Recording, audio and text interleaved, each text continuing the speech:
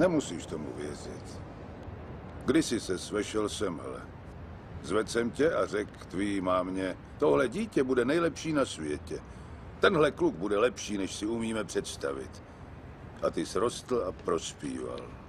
Žasli jsme nad tebou, každý den byl malej zázrak. Pak nastal čas osamostatnit se, vykročit do světa sám za sebe. Jenže někde na té cestě ses změnil. Nebyl jsi sám sebou. Od lidí kolem si nechal nakukat, že nejsi tak dobrý.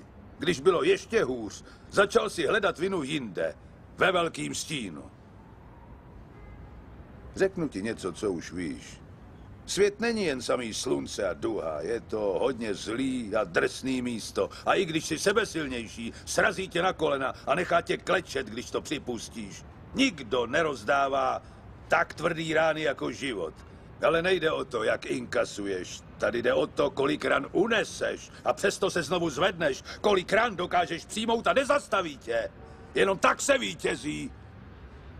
Chce to znát svoji cenu a jít houževnatě za svým, ale musíš umět snášet rány a ne si stěžovat, že nejsi tam, kde jsi chtěl a ukazovat na toho nebo na toho, že to zavinili. To dělají zbabělci a to ty nejsi. Jsi lepší, pamatuj.